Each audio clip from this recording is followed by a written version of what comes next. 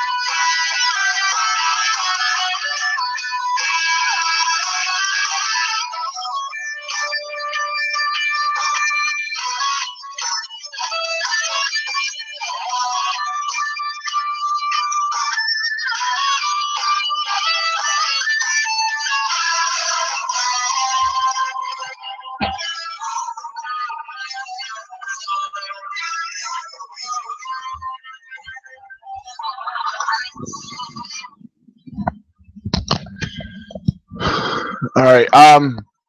For those who are just now jumping on, we're still waiting on our guest right now. And if you're new to watching the live YouTube podcast show, if you have any questions or if you want to interact with us tonight, there is a live chat. The live chat, if you're on a laptop, if you're viewing from your laptop, the live chat is directly below where you're viewing. If you are on your phone, the live chat. Let me rephrase that. I'm saying it backwards. If you are on your phone, scroll all the way down to the bottom. The live chat is open on the bottom. If you are on your laptop, look to your top right-hand corner. You will find the live chat right there. All right. Let's see what we got here. All right, let me check. I have a few messages, and one of them actually might be our guest. So let me make sure he's not having any technical difficulties here. All right.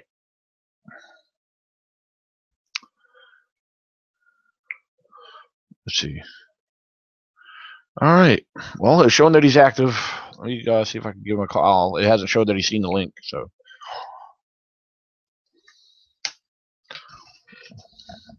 Sit tight. Let's get our guest on the line here.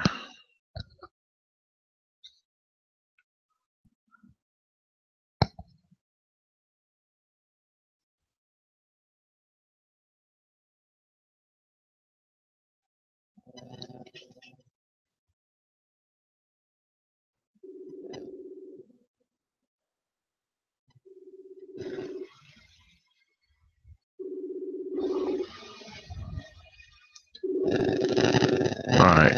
Still ringing, no answer.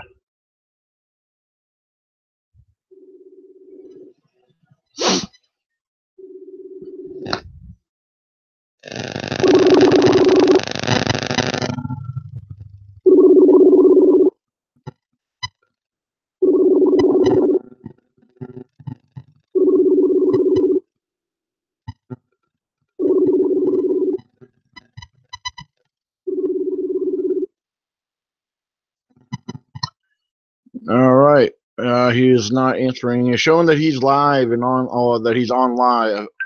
Oh, there he goes. He's calling me back now. All right, hold on. There we go. Hey, Dave, how you doing? Oh, wait a minute. What happened? Hey, Dave. I think he has a weak connection, or one of us does. Hold on, you're going in and out. Are you there, Dave? Hold on.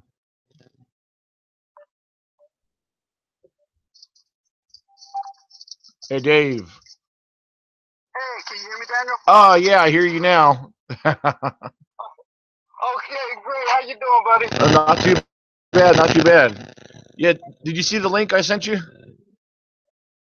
Uh-oh, he's losing connection here. Hold on. Everybody sit tight while I get on the... you could actually go through either or, whatever's easy for you. Okay, what I'm gonna do, I'm gonna see if I can. Let me see if I can get the laptop up. Okay. Bear with me. Not a problem. All right.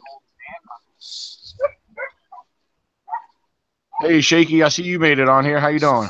What's happening? Not much. Right now I got Dave on the line. He's working on getting his laptop fired up.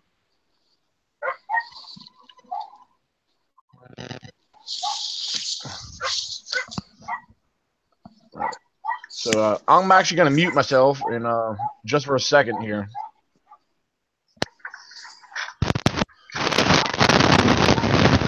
Look at all the people. Look at it.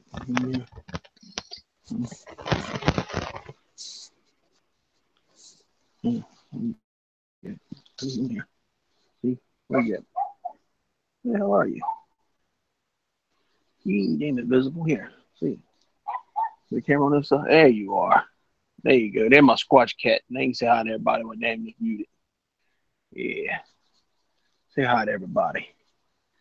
Hey, Kyo the Squatch cat.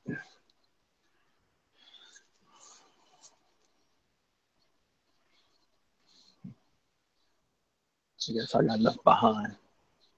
How the hell is everybody tonight? Can't hear you. Doesn't matter. I can't even see the damn chat. Or maybe I can. I don't know. No, I can't. Don't know which way I turn my phone. Don't have it on here. Just sitting here chilling on the porch. Yeah, we got more viewers on here. I got Dave on the line right now, so I'm gonna put myself back on mute while he gets himself situated. So, what's that, Dave? Yeah, I hear you. I'm sorry. I was chatting with Shaky on the computer.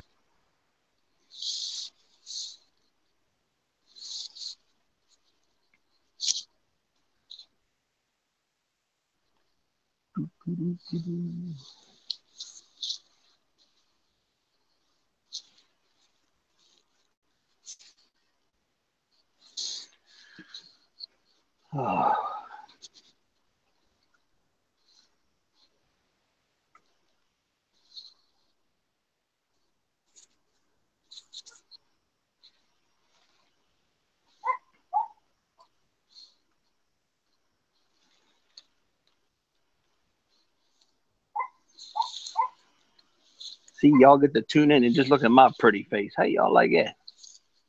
All right. He's gonna try to jump on through his phone. He was trying to get his laptop going, but that was not working. That's what I'm on my phone. Yeah, I told him. I said, "Yeah, phone would probably be a lot easier because if he's never done this, he's gonna have his computer's probably going to require a plug-in and all that good stuff." So, yeah. All right, let's see.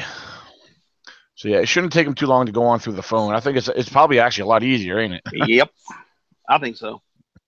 Yeah, I mean, you know what? If you're not setting it up, you know, and you're just jumping on with something, the phone is the damn way to go. Oh yeah. Meanwhile, I'm gonna go to the live chat through my phone because that's why I like. It's easier to use the live chat from my phone. Yeah. I hate to see what they're saying now because I've been talking to myself and Oh Lord. Well, through my phone, it's showing that we got at least 10 watching.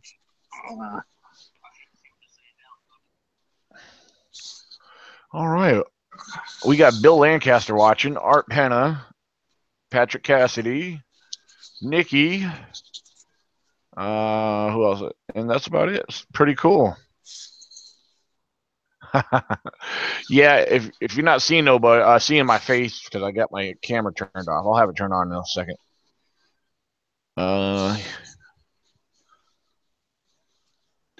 Patrick said, "Shaky looks all smoked up." LOL. Yeah, nah. Well, you know, I know I don't, but you know, yeah, I should, but I'm not.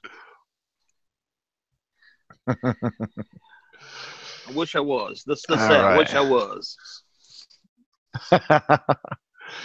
Awesome. Hey, Jonathan Grummer. John. Hello, John. All right, cool. All right. Let's see what happens with Dave. Hopefully Dave can jump on with no issues. All right. Let's see. Yeah, for all those on the live chat, if you guys have any questions for the guest at any time, feel free to ask. I will try my best to keep up with the live chat. So, actually, I'm actually watching the live chat right now, so I can see everybody's comments and all that good stuff. Man, I'm gonna have to turn my vibrate off because I can't prop my phone up. Because when it vibrates, wait a minute, you got to turn your what off? Turn my vibrate off on my phone. All right, that didn't sound right, bro. I'm sorry. I'm sorry.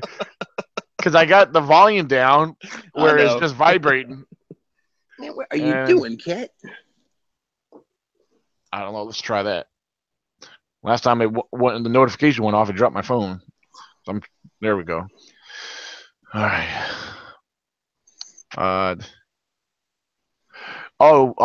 Bill Lancaster is asking, do you like long walks in the moonlight?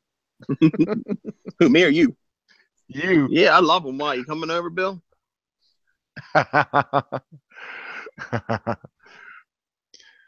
Hey, thank you, Jonathan. He likes the Jolly Roger behind me. So. All right. All right. You know what? Let me go back. I might have to see if I could reshare that link to. If I turn my camera around, I wonder if we get in trouble for what I got flying. What? I said, if I turn my camera around, I wonder if we get in trouble for what I got flying off my porch. Can you see that flag in the middle? Hold on, I'm on Facebook right now. I'm trying to. I'm gonna reshare the link with him. I'll turn it back around.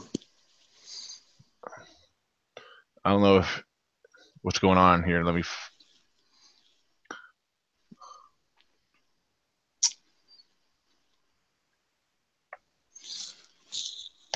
All right, let's see what happens.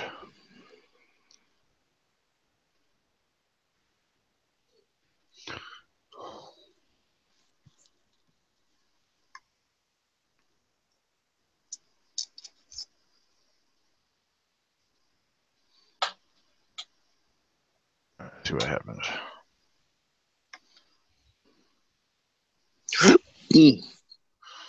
All right. All right. Let's see. All right. Bill Lancaster said he's ready for an Ohio Bigfoot campout. Mm-hmm. Yeah, Ohio Bigfoot Conference campout. Well, you know, hopefully you could get ready for the ECBRO Virginia Bigfoot Conference campout. That's coming up next year, which actually right now I can go ahead and make a couple few brief announcements. Of course, as we're waiting on our guest to come on, next Monday, Monday the 14th at 8 p.m., Mark Zasky will be our guest next Monday. Awesome. We got Dave Thundercloud live with us. Awesome. He just jumped on. Hey, Daniel and Shaky, how you doing? Hey, how you doing? Why didn't you just ride over here? You could have done it from here. How far does he live from you? He's about an hour and a half from me. Oh, okay. Shaky, where you at? I'm very well. The closest town that you probably would know the name of would be Berkeley Springs. Okay, are you what? Are you on the edge of Maryland? Because I think we spoke I'm right before. on the Potomac River. Oh, okay, cool. That's right. Because I think you had gave me some information one time. Yep. It was a while back. Yeah. We did talk. Okay, great. Yeah. Well, what I'll do when we get time, we'll definitely have to. I'll meet up and everything. Yeah. Yeah, definitely. I'm looking forward to that. Not far at all. Awesome. That sounds pretty cool, guys. Cool. Yeah. Huh. Oh man. I hear somebody's jamming in the background over there. Oh yeah. Yeah, they're having a concert. They're having a concert. Okay. Away from it. Oh, all right. Yeah, man. I didn't Well, want the. Oh, go ahead. I'm sorry. Oh no, I didn't want the. I was trying to get away from it. I didn't want the noise to interfere with the talk show, with the radio show. Oh, not a problem. Not a problem at all. Yeah, I was just going through a few brief announcements. All right, hold on. One second. All right. Okay. I'm sorry. I was reading a message I had. Yeah, Monday the 14th at 8 p.m. we have Mark Zasky live with us. And then we'll probably get into this other discussion a little later. August 12th and 13th, we'll be doing a Bigfoot investigation.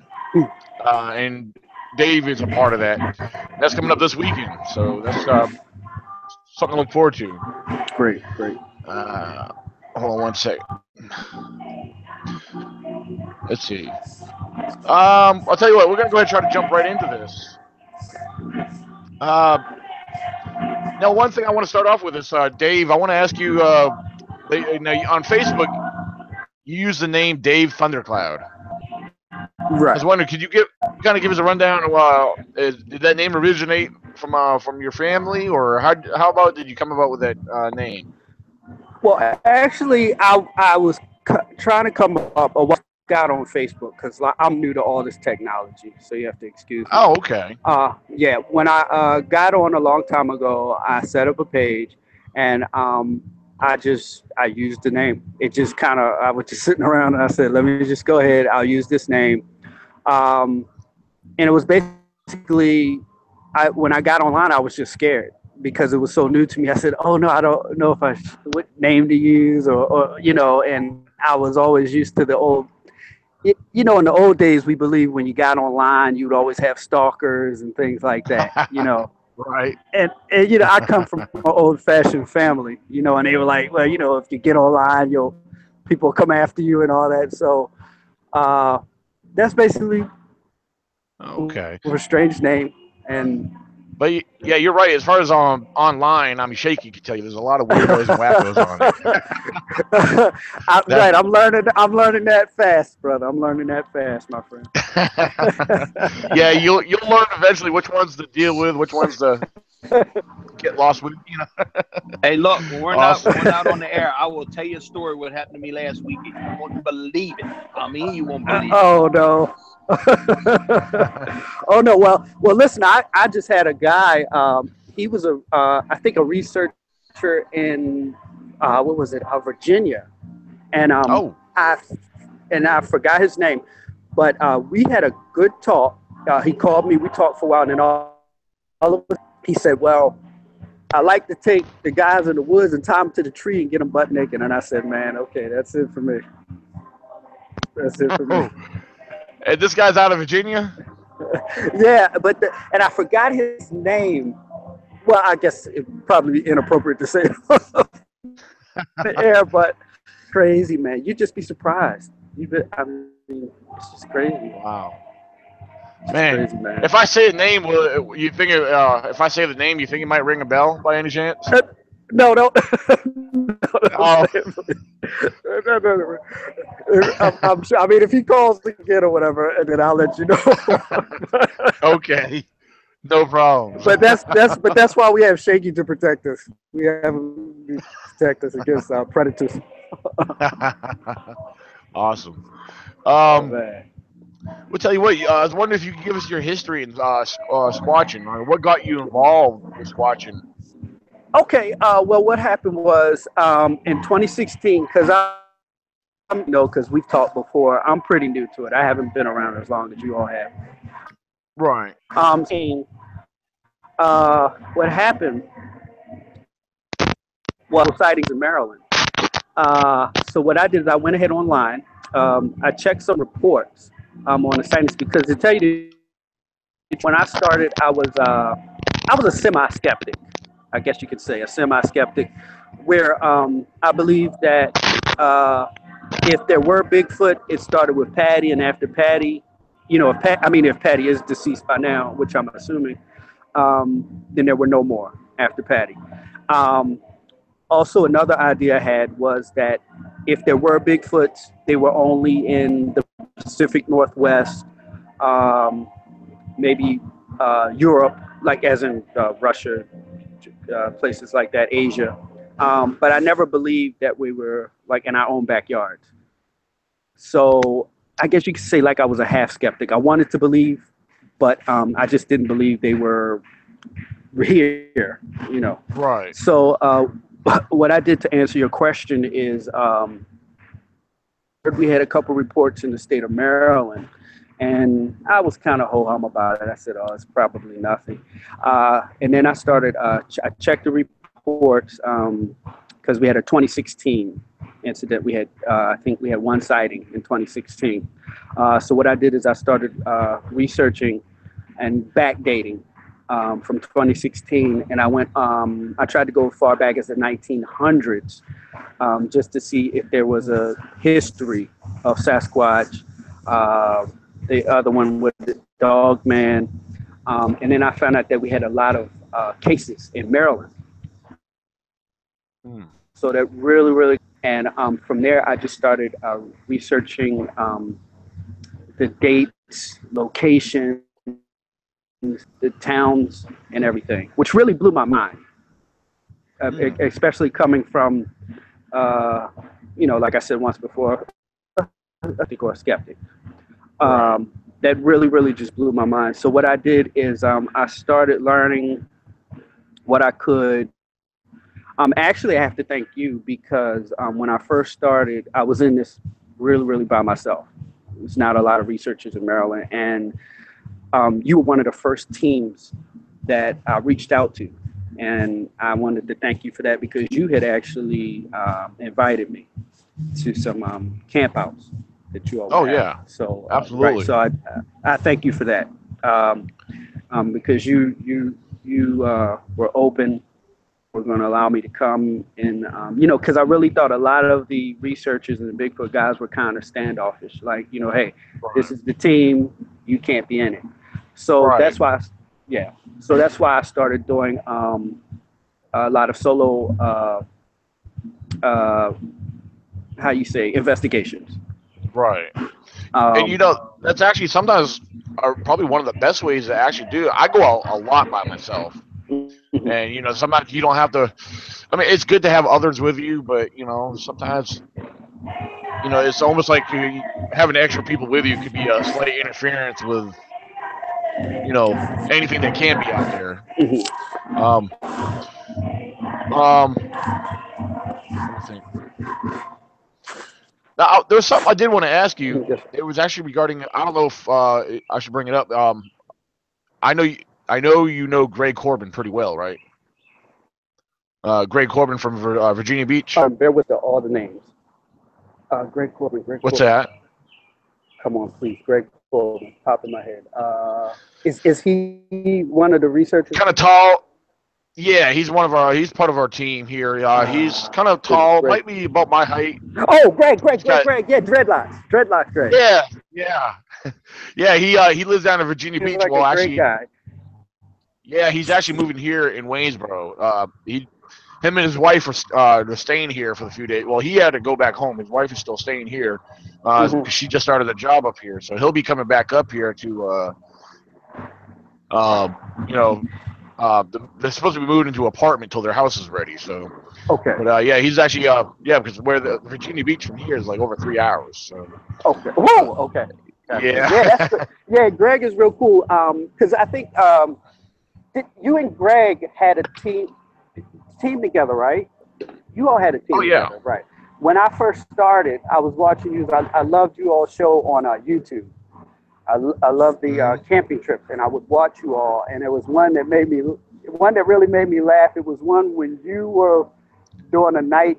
I guess you were doing your night research, and you had this hammock. yeah. You had a hammock behind you, and I think you had this hammock, and I was like, "Is he just sleeping in the woods in a hammock?" And I just because, like I said, I'm new to this, and I just started hanging out in the woods at night since 2016. So when I saw that was before I really started doing the investigations and things like that. Right. And It's really funny. watching you all. Yeah, it's funny. We're talking about Greg, and he popped up. I'm looking at the live chat right now, and when great. we were trying to remember him, he said he gave a description of himself. Sexy with dreads.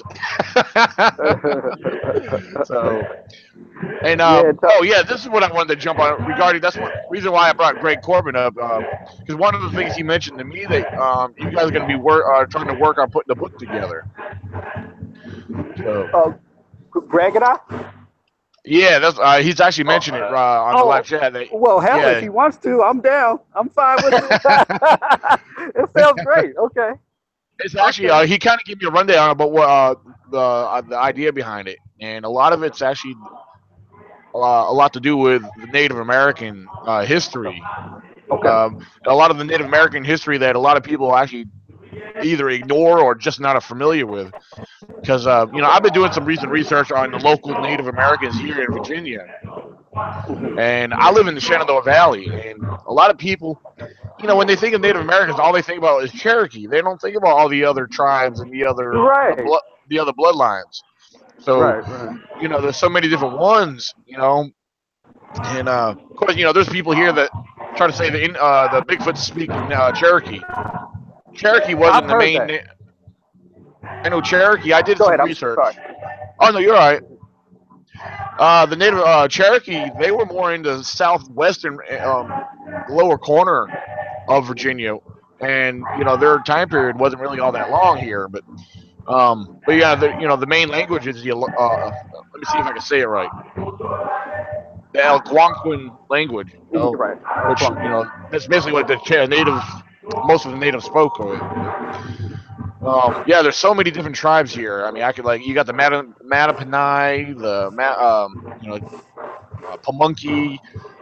I could go on and on, but yeah, it's always good to look into the history of them. I've been doing a little bit of research and digging myself when it comes to Native Americans. I've actually posted a blog off my website regarding the Native Americans right here in the Shenandoah Valley, because here in the Shenandoah Valley, it's it's massive. It covers a lot of territory. You got the George Washington National Forest.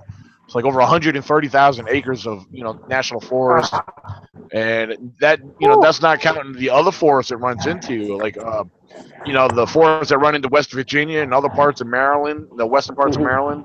Right. It's pretty incredible. I know. It's a lot to learn, man. I'm telling you, since 2016, a lot of people think you just go out and you look for ad, but I'm telling you, it's so much that you have to learn, and it's so much history with it. A lot of people think it's just you go and camp at night and you look for Sasquatch, but it's like I said, it's just so much. It's mind blowing. So much. Right. And it's not just it's other things, like you were just talking about. You're reading up on the Native Americans. We have to, we're learning so much about the myths, the legends, and it just blows my mind. Absolutely. And this is one question I ask everybody. I like to get everybody's opinion. Can you, in your own thoughts and your own opinion, What do you think Sasquatch is? Can you say again? The video was slowing down. Oh, I'm sorry. Yeah, in your own opinion, what do you think Sasquatch is? I tell you, Daniel. I think I have two things. I think it's two type of. Just me. I don't know anything. I'm just the guy that takes pictures. But Oh yeah, and but you know, I think. well, that's like all of us. I mean, I think. Yeah, for the record, a lot of us have been, some of us have been doing it for a long time. We have our thoughts and opinions about what we think it is, but there's no fact about it. You know, that's the main thing. Mhm. You know, I, so yeah. the thing that comes when I think about it, you know, in all honesty, I don't know. But if somebody said, put a gun to my head and said, okay, can you describe Sasquatch? I would say, okay, I would think, I would think that it's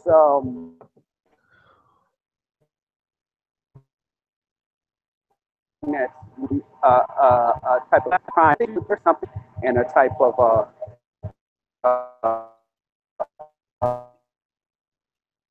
Hold on, I think. Repeat that. You froze up on us for a few seconds.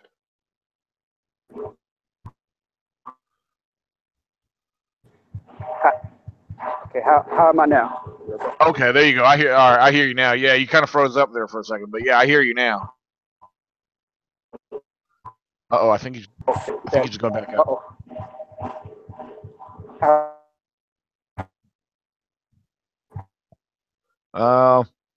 How's your signal strength? Is your phone signal all right?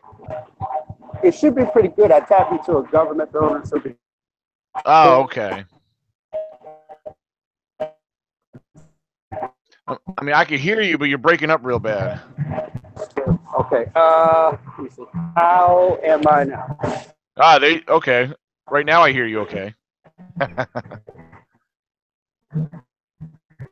No. Okay now. Yeah, try that. You give us a recap on what you were just sharing with us about Sasquatch. Okay. Can you hear me clear? There's a little bit of interference from the music. Okay, hold on.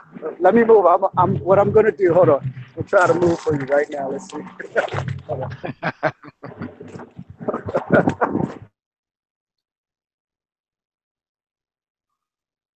Uh-oh, I think you got awful quiet there.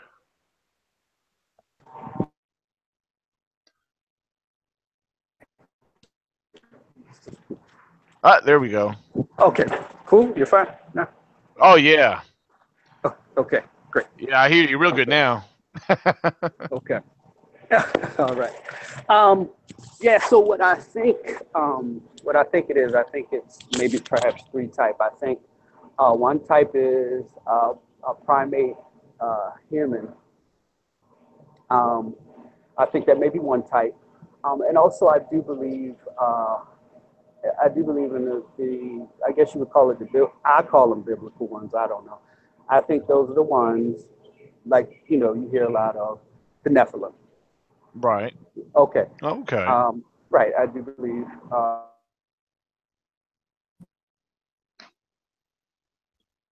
And that's as far as I go with it. But it's other than that, I really don't.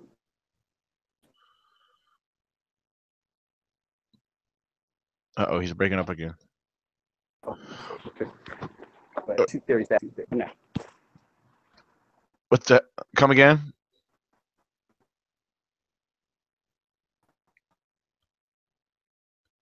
Hold on, your screen froze up. I don't hear you. It sounds.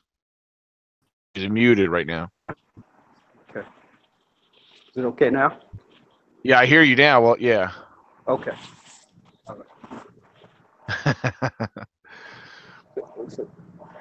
There is a question on the live chat for you. Okay. Coming from Art Penna, he says, Dave, when you go out in the woods, do you carry a gun in the woods with you? No. Only. Can you hear me? On bits and pieces. I heard the no part.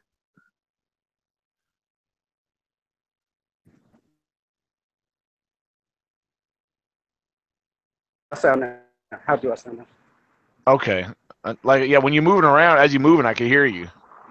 But it's like when it seems like it freezes up when you stop. Okay, let's see. Well, I guess I'll be walking. Okay. Oh, okay. Well, hey, I hear you good there. Okay, well, I'll do the interview and get my exercise at the same time. There you go. Pretend you're out squatching. Okay. Yeah. No, I don't carry a gun when I go out. I do carry, I guess they call it a Bowie knife. A lot of people call it a crocodile Dundee knife. That's only there for you go. safety. I know you do, Daniel. I know Yeah. you carry. I know you carry a knife too. Yeah. But yeah, because you never know. I mean, you have lots of things back there. You have snakes. There's times that I've been out squatching and I'll step on a snake in a heartbeat. You know, I tend to kind of zone out when I'm in the woods, and a lot of times, unfortunately, I don't have a team with me in Maryland. Most of the things I do is solo, so I guess you could say I do have to be somewhat protected. Right. You know. Well, I'm sure if you want to connect with anybody and do some investigation, you got Shaky right there. I'm sure Shaky would be more than glad and willing to work with you. Oh yeah, definitely. Shaky carries a gun. Shaky carries a gun. Shaky can't carry a gun in Maryland because it's a communist. Oh. Shaky stays his ass in West Virginia. Yes. Yeah, he's just on the borderline. He's like just on the other side of Maryland in the West Virginia side. So. Right. Well, I'll be going out with Shaky, you know. Yeah. Shaky is our great protector. Hey, I tell you what, man, you get over here. I got a place I've been wanting to I've been up there once. There's a place up here that has some great activity, man, and it's an awesome place to check out. Okay, definitely. We'll connect on that. I'll get the number from Daniel, and we'll definitely connect. That's great. Right. Hey, I just want to double check. Are you still down for the going down to check do the investigation on the 12th overnight? Oh yeah. I even actually. Go ahead. I'm sorry. Oh no, I was just gonna say she's been getting a lot of wild activity there. This lady, she's got screams, growls, different nonstop howls. There was the last couple nights it was quiet. She did hear some cracking in the woods, and then she heard some what sounded like tree knocks. Her neighbor across the street from her has been hearing a lot of weird stuff and claimed to see some eye shine that they couldn't identify.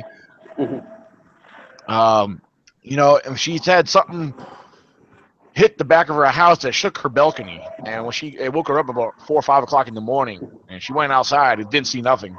Because one of the things I asked her, it wasn't no tree limb and no trees that fell or hit the house. None of that was present. So something had apparently walked by and hit, or did something. Because her balcony from the ground up is between 8 and 10 foot high. Oh gosh. Okay, that's what I figured. Yeah, there's something there. And she's got woods all around her house. So I'm anxious to see if we can find anything. She hasn't really explored her property, so she don't know what might be there. And she gave us permit. She said her neighbors already gave us permission to go onto their property to investigate, check out their land. And so I know I'm very excited about checking it out. So, me too. Yeah, definitely. So, yeah, you told me. Yeah. Yeah, it's a lot of activity from what you were telling me. Yeah. The other thing about in the location where she lives, the county, there's been sightings. There's been sightings and a 911 call within the last 2 years. So. Oh really? And yeah, there was actually the 911 call. There was actually a link about it on Facebook a while back, and I remember that one. It was actually an older woman who it was at nighttime, who her headlights picked up a tall, hairy figure, and if I'm not mistaken, I think this one she said it had a small one with it, but she called 911 and made a report to it in the same county. So, which I thought was very interesting, and this subject was supposedly seen around houses. So I don't know. Apparently they're moving around and they're pretty busy. Some seem like they must be aggressive down there too. So, but I hope. Oh, I'm sorry. Oh no, you're fine. Go ahead. Okay. Do you think that perhaps. Well, I'm assuming that probably the Sasquatches or the Bigfoots have probably been there for years. I mean, if they're kind of running around the area like that, I'm assuming that, you know, they would probably have been there for a while. Do you think it's maybe a territorial thing? Maybe they're just trying to protect what's theirs? You know, that's a good question. I actually thought about that same thing not long ago. I believe that it could be a great part of it. I mean, a really good part of it, where it's just either that, you know, apparently she has a history. A lot of weird stuff's been happening for a long time. So perhaps it's like there that hangs in that area that, you know, maybe it's like, hey, it's more or less, its actions are more or less telling you to get out of there or something, you know, but I mean, that could be a very good possibility. Then again, it could be more than one just working its way into that area, and apparently there's got to be food sources around there. Something's drawn, whatever's going on there, something's drawn it to that area. You know, I know there's deer there. She has a lot of deer around the property. Oh, yeah. Yeah. So, yeah, and then the neighbor who's been hearing stuff and seeing the eye shine over there, if I'm not mistaken, I think they have one thing she told me, and I thought this was very interesting. They raise honey. They have beehives, and they make honey. And when I heard that, that's something similar to Shaky. If you remember, Baltimore down in Texas shared the same information that he believes the Sasquatches were getting into the honey down there. So, oh, good. Yeah, so that might be a good possibility. So yeah, because if she has honey, yeah, I may have to get into that honey with the Squatches, because that's a treat. Yeah, you know? absolutely. I mean, I love honey. Right. I mean, that's a treat. And can you imagine? I mean, I don't know if Squatches get in the beehives, but I guess maybe, I don't know. But as an animal, you know, anything sugary is is a treat. You know, why not? They got that fur to protect them. You know, I mean, the bees can get on them, but if you know, that fur is going to protect them from the bee getting close to the skin to sting them. Right, and you know what? That's actually not to cut you. I'm sorry, Daniel. No. But oh no, you're fine. One thing I want to ask you all: because everybody knows I'm big on ticks, man. When I went to the hospital like last month, I had a tick on a certain part of me. I'm not going to say it because kids may be listening. And one time I went in one of the areas, and I mean, I was just flabbergasted with the location. Came out, I had like 8 on me, man. So. Oh wow. It was just crazy, man. I mean, it's just a blessing I don't have Lyme disease.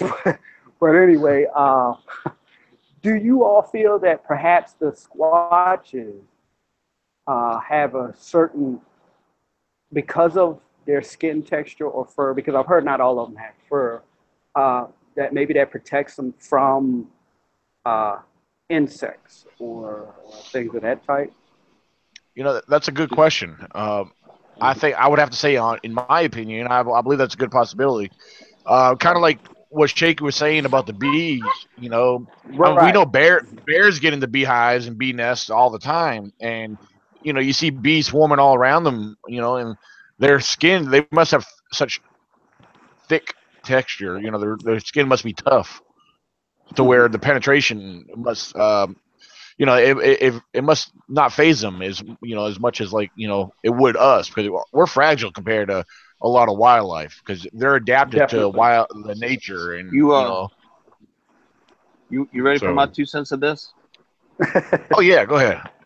This is where I believe it. This is why I believe they live in a community of one or of more than one, and right. You know, and I think that these things are very close to human. I don't think they are human, because there's a fine line between human and what's human. You know, that word human is a fine line of definition. Mm-hmm. But if they live in a community and they are like other primates, then maybe they groom each other like the other primates do. Right. Mm-hmm. So if they groom each other, they keep each other clean, then, you know, I know for a fact animals can get Lyme disease. My neighbor's dog has Lyme disease, so they're not immune of it. You know, at least some animals aren't.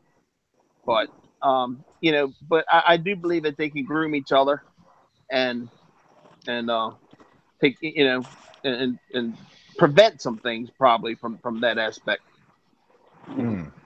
Absolutely. Yeah, I got this question on live chat, and it's kind of taking us away from that topic right there. But this is a very interesting question I just read, and everyone, you can feel free to share your inputs. I'll read the question, and I'll throw a whack at this, and then let you guys jump in on this. This is from YouTube user Woolly Booger. He said, "I have asked many times, never got an answer from any researcher. Why would an elusive being make structures? It only draws attention to their local." He said they're smart enough to outsmart cameras, but then that's all. Then he stops right there. That's a good question. I think that's interesting because, in my opinion, if they're making these structures, again, we got to try to understand or try to have some kind of idea, of what the structures are or what they mean. For one thing, are they signs of territorial markers or signs of they just, hey, I've been here, or are they shelters where they use temporary? On the other hand, they could be formations and structures made to more or less direct us away from where they actually really are staying. That could be a possibility too. So, right, that's good. That's a good. Yeah. As far as the cameras are concerned, I think that they're outsmarting any cameras. I think these cameras are putting off that infrared light, some kind of sound, and these things are hearing it, and they're saying hello. Or there's something about these cameras that these creatures are sensing or seeing or hearing, and they know to stay the hell away from it. I don't think it's got anything to do with smart enough to stay away from. That being said, as far as structures or broken or twisted trees as markers or whatever, there could be something to it. They could be marking a path or a trail for others to follow. It could be. We don't know, until somebody gets in there and lives with these things for a year or so and can track them or trace them or whatever. And that being said, and this is only my personal opinion, but we're not going to go in the woods and find this thing looking for an animal. I'm going to tell you right now, if we were doing that, we'd have found something by now.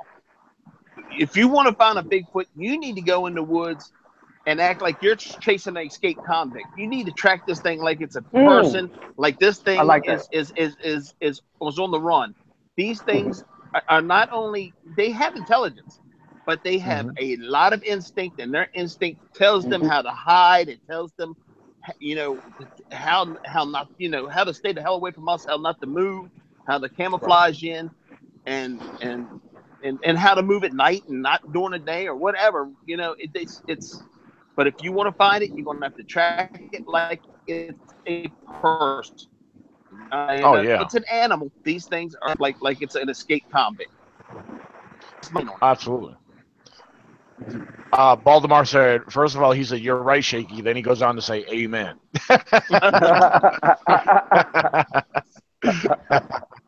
So yeah, I mean, those are good points. So, like as far as like you talk about the broken tree limbs, anything twisted, if those, the ones that are Sasquatch related, if they are Sasquatch doing that, because bears break and bend trees, but as far as broken tree limbs, twisted things, to compare with known primates, a lot of them do these out of aggression and signs of dominance.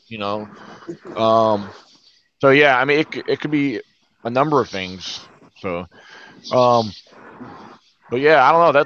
Those are good points and everything. But again, no one's really gonna know. I mean, it's still a mystery. So right, that's true. That's true. Dave, now as far as your time being out in the woods, have you ever experienced anything out of the ordinary as far as any kind of encounters or activity while you've been out there? Oh my goodness. Anything? Yeah. Man, I'm gonna tell you, it really freaked me out because like when I started, like I said, I was kind of skeptical, so I didn't think anything. When I started going out and looking, and trying to investigate and learn what I could. You know, and my mind was set in, if it doesn't look like Patty, it's not a Bigfoot. That's how I was. Yeah. So when I went out, I actually had a situation. 2016, when I first started, it was an area called the 295 corridor in Maryland. We had a lot of sightings there, a lot. I was out there, and I used to call it, I was where I wasn't supposed to be, and I was goofing off. And I found some things that looked like structures, but at the time I didn't know they were structures. I just thought they looked real cool. You know, I was like, hey.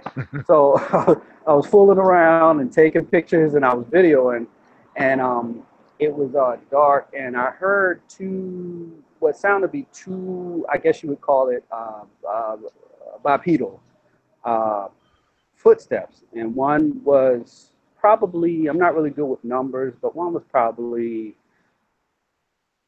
let's see, maybe about, I guess, maybe about 200 feet in front, 200 feet in back. Oh, wow. Yeah. Could I say it was a Sasquatch? No, I cannot. It could have been something. I mean, if it was two dudes, they could have definitely taken me because I couldn't see them for jack. So, but that was one incident. A second incident, we were doing a place, I was real lucky. I had a guy who went out with me, and we went to a location in Annapolis, Maryland. It had swamp. It had a lot of swampland. So we went out there. We went to check on an old BFRO report from, I think, like 1994. But anyway, we went out there, and we heard a lot of rumors about the area. We went to, I guess, investigate that area. And to tell you the truth, I guess I kind of went about it we went about it the wrong way. We actually went there at night. We didn't map out the area. We were just excited. We were just so anxious. Anyway, we went to this area in Annapolis, Maryland, and it was maybe about 8:30 p.m. It's freezing. I mean, it's just cold, man. Anyway, we went out there. We were only maybe half a mile from suburbia, really. And we went in this area. We were standing there, and we were just like in total darkness, just in the woods, and we didn't know what to do. Anyway, we were standing there, and we heard something walking towards us. And it was just like, I was just wide-eyed. Like, I didn't know what was going on. I didn't want to let my imagination get in the way of rational thinking. You know what I mean? Right.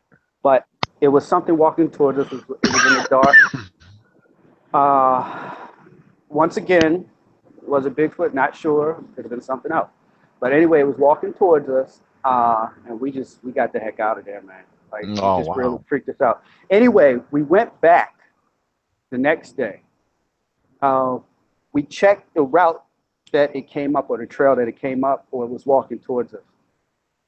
And I talked to my buddy that was with me that night. He told me, he said, before we went in, I saw something. And I said, are you serious? Because I didn't see anything. But he had told me, he said, before we went in, I saw something. But he's a non-believer. Right. That kind of worked out to our benefit, because that means he really did see something. He didn't want to see something. He was a non-believer. So he said, I saw something. We both heard something. And when we went back actually, I think it was actually last month, but it was a new guy that I was with. Not the original dude, but I went with a new guy. We checked, it was a thicket of sticker bushes. It was a deep ravine. And it was just like, I mean, a human being would not run through a thicket of sticker bushes. I mean, unless they're just high on something. I mean, I don't think they would. Right. Yeah, no one in their right mind anyway. But Right. Dave, let me tell you something funny. You know, I live in West Virginia, but for 40 years of my life, I grew up in Southern Maryland on a tobacco farm. Okay. And I researched that area that you researched there in Annapolis. Oh yeah? Yeah, no shit. Oh yeah. Southern Anne Arundel County, down there, Sands Road, and Wason's Corner. I did a lot of research all through there. And I know what you're talking about, buddy. Matter of fact, they had a sighting where they were building on Arundel Mills Mall there. They had a sighting from a police officer, I believe it was, or that's right. It was a couple guys that were working there. They were sleeping in a van one night, and they had an encounter there while they were working on the mall itself. That's right. Right there off of 100, actually. Yeah, that's and you know, people don't really think of Annapolis, you know, being a big town, but you know, you get just outside of Annapolis, especially on the south side, it opens up to a lot of farmland, a whole lot of country and farmland and woods. It's really rural outside of there in the southern part of Anne Arundel. It is, and I learned my lesson because I was one of those people that thought it was just all rural. You know, until I guess I got a little rude awakening. Yeah, but you know, that's funny. You know, Shaky, you brought that up because the Arundel Mills Mall incident. You know, that was what do you call it? That's Route 100, if I'm correct. Yep. That was just all woods. I don't know if y'all can hear me. Yeah, I think that was all woods, and I think allegedly it was white, tall white or albino squatch. I don't remember the color. I just remember there was some guys that were working on there. They were coming in clear. Yeah, now you are. Yeah. Okay. Yeah, I think I stopped. Let me keep walking. Sorry. Yeah, it's been a lot of action though. Like I said, I've really been trying to learn a lot about the history between, and not just that, but the history between Pennsylvania, Maryland, and Virginia. Because I'm hearing now that Pennsylvania, I think Pennsylvania is having like a sighting at least once a month. It's like ridiculous. Very possible, yeah. I tell you, there's some seriously squatchy areas in Pennsylvania. I spent a couple months in Pennsylvania, in Bedford County, Pennsylvania. Actually, the town was Shellsburg, Pennsylvania. Okay. So that was that was probably about an hour northwest of Harrisburg, Pennsylvania. So, but yeah, it's a lot of squatchy areas up there. So. Right, definitely. We did an investigation. A buddy of mine, Bobby, and I call him Bobby G. We went to Michonne Forest, where they had some sightings. Okay. And I think that's right next to Shaky. You've heard of that, right? Michonne Forest? Where in Pennsylvania? East side or west side? Oh, I couldn't tell you because it was new to me. It was a new area, and my buddy had taken me there. So, but actually, what was the name of the forest again? And actually, I have a photo. It's on my page, but I can send it to y'all. That's where actually I got my first TP structure. It was actually Michonne Forest TP. Yeah. So they have action in PA. Definitely. Oh yeah. Yeah, if you ever get up to Shawnee State Park and get to explore around there, there's trails that go around the lake up there, and on I want to say the northwest part of the lake, if you go way down, it gets real swampy and marshy on the one side, but that's a good area to check out right down there. Now, I mean, from you, it's probably about between 3 and 5 hours for you to ride up there, but well, then again, maybe it's not that far for me. I know for me, if I take 81 and head straight up 81 and go up through there, it'd probably be it might be 5 hours for me, so that's not too bad. So. Okay. But, yeah. Yeah, we'll have to talk about that. We all may have to check that out. Absolutely. Yeah. Yeah, right now at this point for me to make plans for next year, I mean I got I got a few events already scheduled for next year, and there's something new that came up I have to plan for now, and I can't really speak on that quite yet, but as much as I want to share information about that, I can't right now. So, right. So it's good stuff though. It's good stuff, but I can't mention that right now. So let's see. See. Oh, here's another question on the live chat. I guess it's directed to all of us, but question is, what's all your thoughts on DNA? It goes on? Can our DNA be close to Bigfoot? Which, I mean, that's a good question. Yeah, that's good. I got an answer for that one too.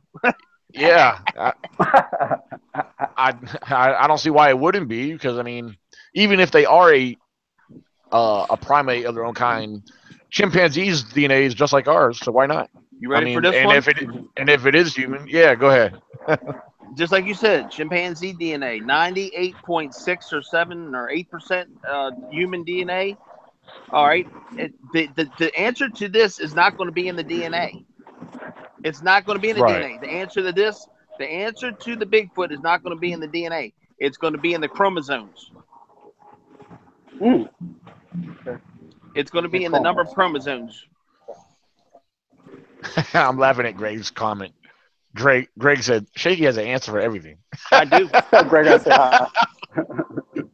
oh, he hears you. He's watching. Don't be hating, Greg. Don't be hating, buddy. Hey, Greg. Greg's such a hater, man. Hey, when he moves up here, he's going to be a lot closer to come see you. I'm putting a gate up on my driveway. So, Baltimore's asking, do you think Bigfoot is more man or more non-human primate? I think less man. I think more primate. Because you have to think, I mean, all the legends and the tales, I mean, they move fast, they're powerful, they can swim. And I'm just saying the legends, I'm not saying fact. Right. I mean, they run, they can climb, or what the juveniles can climb. I mean, that's just not, I mean, human. I mean, humans can do those things, but at a very small factor compared to a primate. You know, I mean, you can try to outclimb a chimpanzee if you want. Good luck with that. Right. Yeah, they're more agile. Yeah. Right. I mean, that's a good point. I never really looked at it in that point of view. You know, I mean, we could look at them in both directions, but you know, if we were to look at them in a more non-human primate, like if more related to a human, more of a primate. I mean, yeah, their strength is more. I think it's safe to say their strength is more enhanced than ours. Just like if you take a single chimpanzee, their strength, one chimpanzee's strength is equal to 10 humans. That is crazy. Yeah, because their body mass. That's why a lot of known primates like chimpanzees, they can't swim because their body fat is very less. They're like 90% muscle versus fat. So that makes them a lot heavier and strong. You know, makes them more of a solid subject. But I don't know. Like I said, there's two different ways of looking at it. I mean, we could point out, different things that point to them being human. And then there's a lot of things we can point to them being non-human. I guess it all depends on. Can I get fired off of this? Can I get fired off of this show for anything I say? No, go ahead. Go ahead. You can say what you want. I'll just mute you. Go ahead. I'm just joking, Shaggy. You know, we're looking at something that we're comparing to ourselves and what we have become.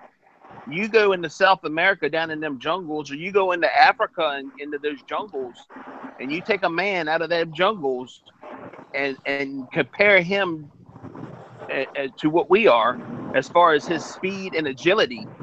And I'm telling you, he's gonna move a whole lot faster than what we are, because his life is a lot different than what ours is. His life depends on speed and agility. So, you know, like I said, the word human is the problem. The word human is the definition of the word human. You got to take that word out of the equation. Now, how are their bodies set up? Are their bodies set up like ours? You know, as far as their build and their structure and everything, they have the same kind of feet. As far as the prints they're leaving, you know, their hands seem to be the same as ours and everything. Even people have described their faces being as the same as ours. But you know, and their size, you know, look, these things. If you got an 8-foot damn person, or you got an 8-foot being, you know, and this thing lives in the woods, of course, it's got to be, and you know, it's got to be agile and fast moving to survive. Yeah. So, Right. you know, it's par for the course, you know. But it's that damn word human is what kills this thing. You know, Right. it's not human. If you go by the word definition of what a human is, they're not human. Now, are they still like us? Body wise, of course, their bodies can be like us, but it's in the brain. It's what makes us human. Their brain Right. development is not human. You know, and that's the part I think a lot of people are missing. You know, they're calling something. These things are human. These things are human. They're not human. They're an animal. They live in the woods. They're not human. You know, their brain is not developed as a human brain. But they can be a person-like being, yes, but they're not human. Absolutely. Like Greg Corbin goes on to say, nothing like us except hand, feet, and face, but a lot of primates resemble us too. Which, I mean, that's a true point right there. You know. So. Right. Yeah. Yeah, and then. Oh, go ahead. I'm sorry. It's cool. I actually looked up some pictures of some primates and online. I was just kind of looking, and it is incredible how some of them really do look human. It's almost frightening. Right. Yeah, Absolutely. really. And then I think the other part of it kind of this relates to what Shaky was sharing. I guess it all comes down to the adaptation and how they adapt to their environment, what makes them who they are, you know, and what they are. You know, like he was kind of more or less saying, you know, you could take a man that's grew up in the jungle. Like here's one, you know, he was making me think of Tarzan when, you know, kind of make me think of Tarzan with his illustrations. So, and I think even Tarzan's a fictional character. Still somebody we could look at. Yeah, it was a Hollywood movie, but look at the modern one, the way he adapted. You know, I think that's a good possibility because you know, in the movie Tarzan, he grew up with you know the apes, and you know, again, this is we know it's only a movie, but again, the knuckle structure, the way his knuckle, everything formed and developed, that was the way he lived among them, and he adapted to be like them. You know, and kind of learn their ways. But so yeah, again, I think again it all depends on how they adapt. It's like every creature, you know. I mean, you could take a bear and you know out of the wild, you take a bear cub and let it grow up in captivity. Their behavior is going to be different compared to how they would be in nature. But you know, yet they're still they're still considered a dangerous animal. But there's so many different ways of looking at it, I guess, you know. Right. That is true. I mean, and there have been cases. I mean, you can go online. There have been cases of, especially like in Africa, there were some orphans that were actually orphaned by war. You know, people would come and raid the villages and kill the parents, and the children would be left as babies, but they would be raised in a very how you say exceptional circumstances. Right. There were children raised by rhesus monkeys. That just blew my mind. And then you've heard the tales of the kids that have been raised by wolves. And I mean, you know, it's just crazy. But there have been situations. Now, were the kids healthy? Totally no. They grew up, you know, with malnutrition, severe spine problems because they imitated the animals, and I guess they kind of deform themselves through that. But right. But yeah, I think you can adapt, especially as a child, to the environment. You know, especially if you are raised by a creature or some type or animal, which is rare because I would usually think that if you are most children, I guess that if they're left in a situation like that, they would probably most likely be attacked or you know, eaten. But I guess on the rare occasions that they are raised by the animals, you know, until they're given medical attention by civilization. Because a lot of these children absolutely. they have been found. That's just my 2 cents. Yeah, no, that's actually a good illustration, good point too. Absolutely, something to actually really think about too. Actually, while you're talking about that, I was trying to think of the name of the name given for those feral children. Right. Yeah, that's feral. That's right. Feral children. I couldn't think of it. It was on the tip of my tongue. I just what the heck is that word? So yeah, feral children. Yep, grow up in the wild. Children. So Feral children.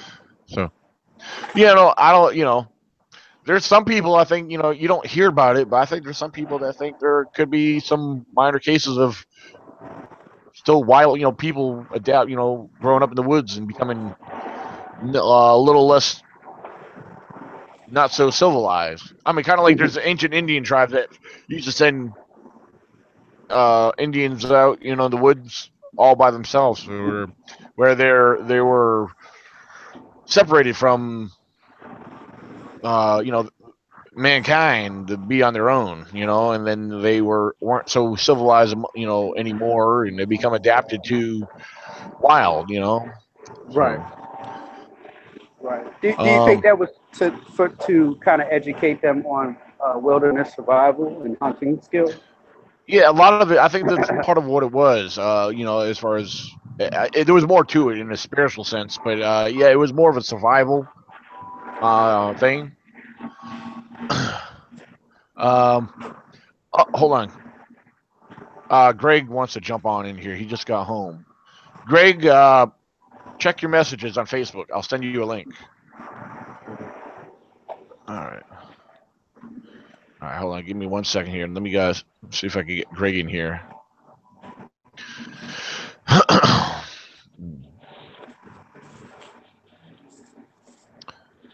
right, here. All right. I have so many messages popped up on Facebook. I can clear them out so I can get the.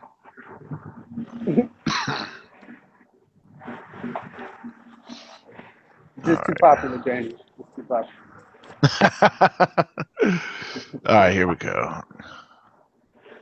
Greg, there he is. Hey, Dave. Yes, Check sir. this out. The other day, my wife's out in there. We got a sewing shop right here for my wife. It's an Amish shed. Right. She sends me a text the other day. She said, "You need to bring my gun out here." What? I said, "Well, yes. What's the matter?" She said, "A rock just hit the side of my shed." I said, "Oh, all right." So, well, yeah, it's happened before. So when she was putting the clothesline up, she had one throw a rock at her and growl at her. So I took the gun out to her. Yeah, I took a picture of it. I got a group on Facebook. I took a picture of it. You can see it scratched down the side of the shed where it hit, or gouge where it hit the side of the shed. So I sat up on the porch with the 45, and I was sitting with my 45, but it stopped doing it. I think it threw it twice, and then it just kind of walked off. But what? So Shaky, you think you have them around your property? You don't know? What? No, you never told me. Oh my goodness, that's like I would never go anywhere and like. If I had them on my property, I would where never. The shed is, there was a 10 by 10 chain link dog kennel, 6 foot tall. Okay. She was out here talking to the dogs. She had just had surgery. She walked in the house and walked past me. The dogs out here started barking, and I heard the chain link rattle. I jumped up, grabbed my Glock, and within 5 seconds, I was on the porch. The chain link was the fence. The whole kennel was flipped on its side and completely crushed down. Mashed. It looked like King Kong had picked up and just crunched it like a can. Hey, Shaky! Wow. Oh my God! You know what? I have a picture. I did last year. I found a crushed fence by the area, the 295 corridor, and I found some structure. But I'll try to get that to you as soon as I can. Go ahead. I'll get you a friend request when I get off. And the dog's standing in front of his box, looking around like, what the hell just happened? There was no bear. There's no nothing. I mean, and I got fences around here, so if there was a bear, we'd have seen it. There was no way he could just got out of here. But there was no noise, no animal, no nothing. And I mean, this happened within a matter of 5 seconds. It was done and over. Oh my goodness, that is crazy. I mean, yeah. Oh my Hey guys, I'll be right back. Okay. Okay. I have to say hi to my buddy Susan Griffin. She's real great. She has a Facebook page, Bigfoot Structures, great site. Everybody, make sure you join. Susan Griffin is the best. Cool. So, hi, Susan. So, Yeah, Shaky, that is it, man. That is just crazy. We get howls, hoops all the time. I hear wood knocks all the time, and I got some pictures of some trees that have been snapped and twisted off that are still growing. They were live when they were done. They're still growing up out of them. Yeah, we got all kinds of weird shit happening around here. Every month, every couple weeks, something, Right. I weird would love happens. it. Yeah, I would love it. I mean, I know people say you don't want it, but I mean, as long as it's in a non-aggressive, non-threatening situation, I would like to have that. Plus, it makes your researching a lot easier because then you can just go on your property. You don't have to travel. Yeah, we got 10 acres down the side of the mountain here. Oh, hell, that'd be great. That'd be great. You got it good. And I mean, is your wife okay with it? She's a skeptic. She doesn't believe in them. But you know what? Actually, I'll tell you, that's good because I have gone out with skeptics before, and it helps you to keep balance. You know, it really helps you keep balance. So, I mean, that's cool. You know, having a skeptic. She needs to see it to believe it. She knows something's going on. She just needs to see it to confirm what it is. She knew that rock came from somewhere, and she's like, and we've heard it walk. She's heard it crunch, crunch, crunch, walk around and we'll be sitting in the house at night and hear a bam, and I run out here with a gun and flashlight, nothing around. Nothing. Nothing. Well, I will say this: they do move fast. We checked out a place called Tuckahoe Forest, and Tuckahoe State Forest, Eastern Shore, and I mean that was just crazy. We found structure. Actually, it was a guy, I call him Captain Ed, real nice guy. He examined one of my photos. He found one of them was blending in, not more than about 100 feet from me. The thing was just blending in with the tree. And we had a huge arch, right, to where it was blending. It was fantastic, and it just mesmerized me. And we heard one, we didn't see it now, to be honest with you, but we did hear what we thought was the Squatch. Take off, just run. And I mean, it sounded like a shot out of a cannon. It was just crazy. I'm telling you, bro, just crazy. And that's when I really learned that these things are fast, bro. Oh yeah, they're fast. They're fast. They're fast. If you ever seen that one video on Facebook, it's the one at Hancock, Maryland, where the guy's turkey hunting and the thing's walking up and he just grunts at him. He goes like, "Woof."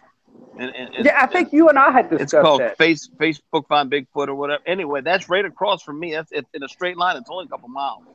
Is where that was filmed at. And the thing is, just on the other side of the ridge across from me, I got the Potomac River that runs along, and then the train tracks go along So these things have no problem. They've got a freeway to walk up, travel. Right. And at the bottom of my property, there's a stream, and I think what they're doing is they're coming up and then following the stream up to the big stretch of public land up here. Mm-hmm. I think that's what they're doing. Mm-hmm. I agree with you, Shaky. I'm actually, since I'm learning to follow the streams and the lakes, I'm finding more evidence, maybe not so much physical action, but more evidence following a lot of the streams and lakes. And we did an investigation in West Virginia. I forgot the area. But come to find out that, if I'm correct, I think Potomac River runs near, what is that, Quantico? Yeah. If I'm correct. Yeah, Quantico is where the Marine base is down in Virginia. Okay, yeah, and when I really started to study rivers, we had a lot of action out there, and I think they're probably running up and down Potomac River. Yeah. Yeah.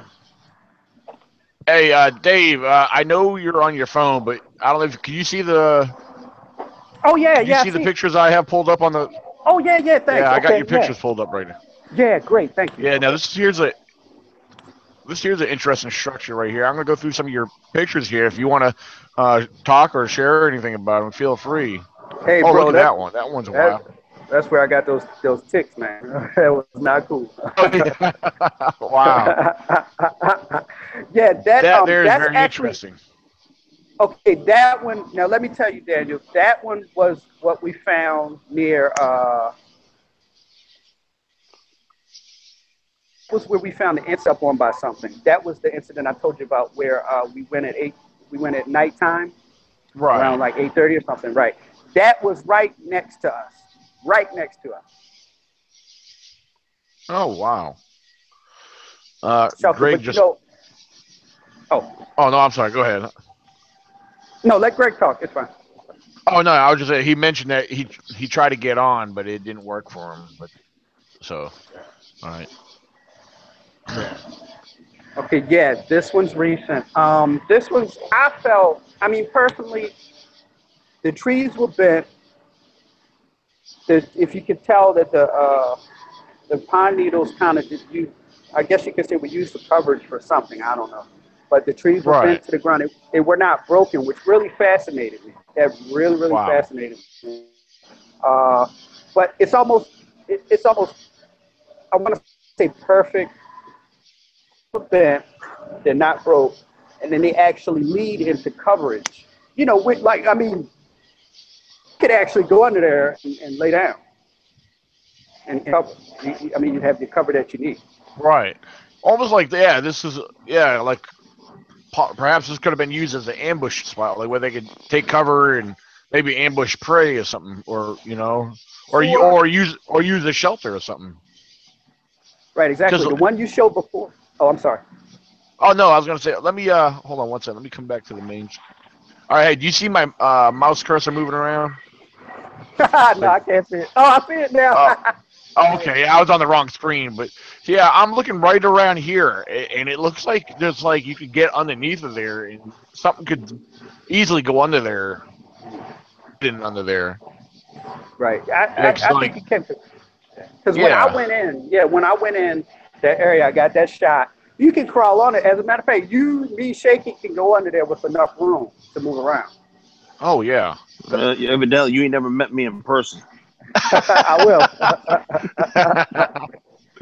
Well, I'm sure you're not bigger than a Squatch. I'm sure that.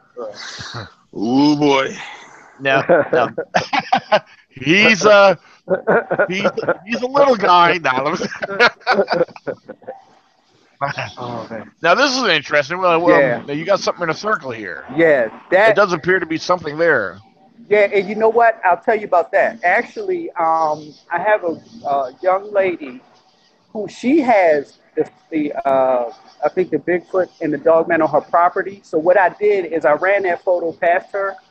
I didn't circle that because I didn't know. I mean, it freaked me out a little bit. I saw it, but I didn't know, and I couldn't totally comprehend what I was saying because these things move fast. Right. You know, and when I got that shot from far away, and I mean, the minute that you take your eyes off of it, you know, could have been a bear, maybe, could have been a wolf, maybe, but from what she said perhaps it's a dog man, and she has Bigfoot. I've seen her pictures. She has great evidence. And I told her, well, if you think it's a dog man, then you know I can't argue with you. I don't know what the hell they are. You know what I'm saying? But yeah. As far as Dogman goes, I know me and Shaky, we've had different discussions on that. Because you gotta, there is a group. There's people in the crypto world that have the big following and believing in Dogman, but at the same time, me and Shaky, and there's others that believe as well that if people are seeing what they believe to be a Dogman, unless there's further proof, unless there's proof and evidence, it could be a misidentified Bigfoot, Well, yeah, I've actually heard that where they say some of the Bigfoots actually have more of a snout, like a snout on their face. I agree. I don't see why not. Kind of like a baboon. A baboon looks canine, So exactly. So exactly. Only dog man I believe in is Lon Chaney Jr. and I think he's dead. He's long gone. Yeah, good horror. And if you do your native, if you do your research on Dogmen, there were groups of Indian tribes, hunters that went out and scouted. You know, there were groups of Indians that were known as dogmen. You know, so. But as far as that any kind of history related to anything dogman, that's as far as I could find with related to anything that was a dogman. You know, but there's other theories and other things that people use. You know, maybe I didn't do enough digging, but but people are finding more humanoid tracks. They're finding more stuff that relates to a Bigfoot subject rather than anything related to a canine. I've been in some of these dogman groups, and people post these tracks, and of course, a lot of them believe they're dogman. For one thing, some of the tracks they're sharing, they're not even canine; they're feline. I mean, they're like and they're calling them dogman.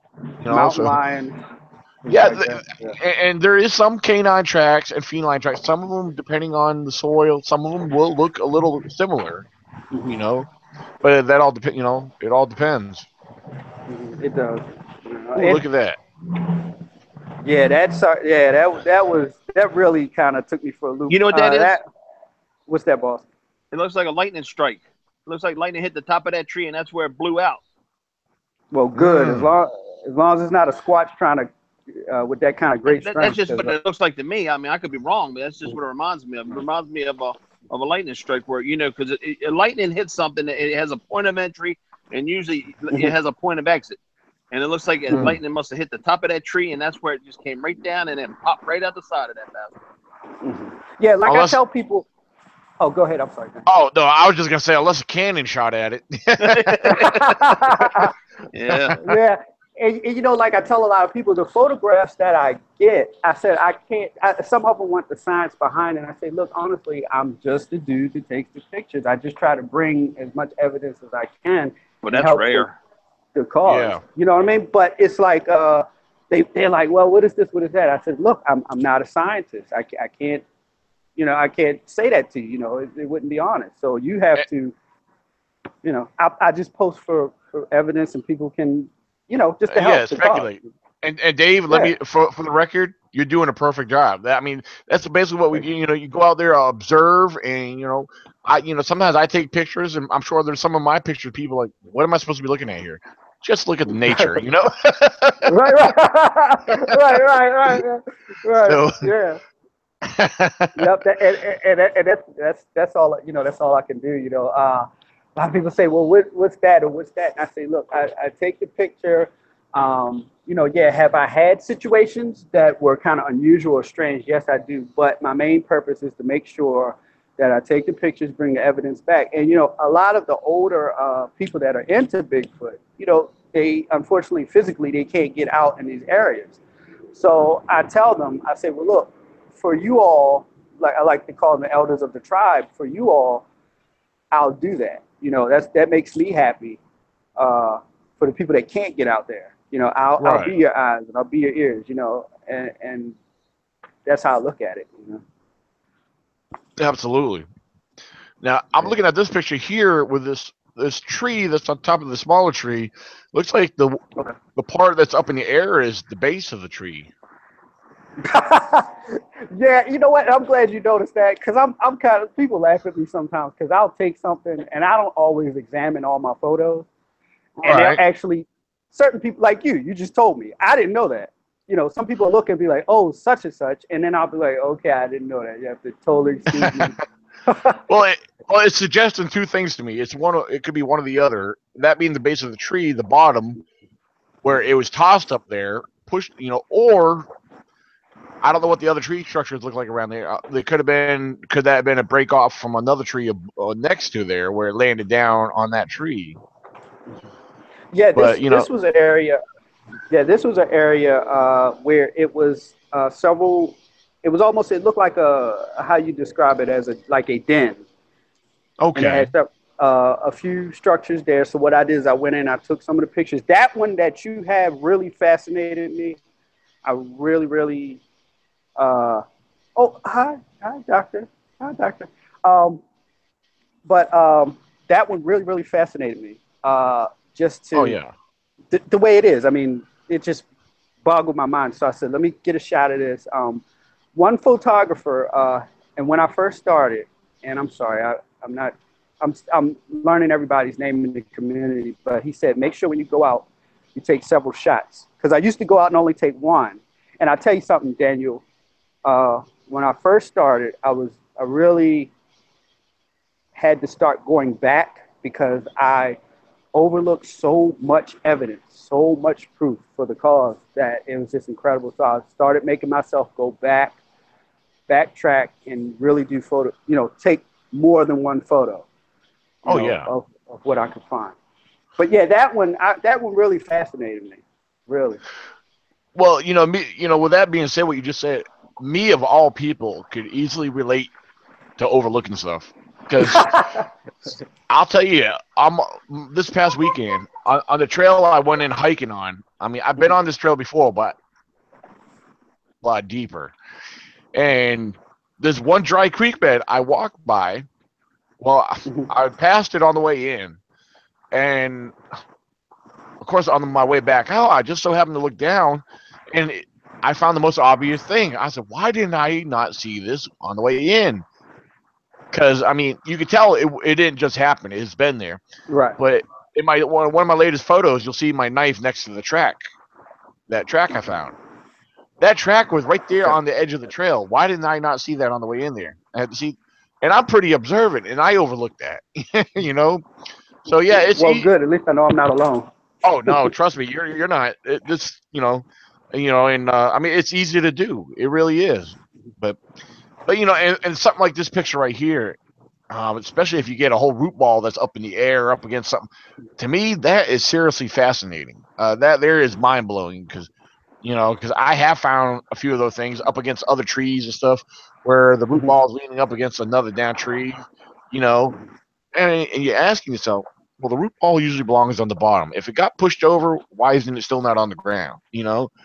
Right. What got that tree up there with the root balls leaning up against the other tree? I mean, so there's something strong enough to handle these trees. We're throwing the root balls up against other trees, or in this case, you got the base of a tree. What it appears to be, that stuff like that there is very interesting. That's good stuff right there. Thank you, sir. Absolutely. All right, here we go. Oh, I did a video on that too, and I'll send that over to you. Yeah, that one was. That's when I got. It was really strange, actually. If you look now, if you count 1, 2, 3, if you see that big one right at the top that goes off the screen. Okay, yeah. Okay, that one, I have a picture of that. That one really, when you see that, that just blew my mind. The way that it fell, and I'll try to describe it the best that I can. The log or the tree it looked like it was forced down from the soil, bent over, like I'm trying to think. If you took a straw, and you bent it. So what happened was the log that you see goes up to the right. Well, okay. Yeah, it would be to my right, and then it's bent, crushed to the left. So it goes around almost like visualize a roller coaster. That's how. Oh yeah. Yeah, and I have a picture of that for you too. That one that was crazy. I got up in there, and I'm gonna tell you, that's a nasty area, really. And once again, I wanted to say something, but certain children may be watching. But that was a really nasty area, man. I'm telling you. And it was funny because it was just cobwebs everywhere. I mean, bro, it was just I was just immersed in cobwebs. Like, I mean, it was just in my eyes and my mouth. But unfortunately, that's sometimes where you have to go, right? To get that evidence. It was just nasty, though.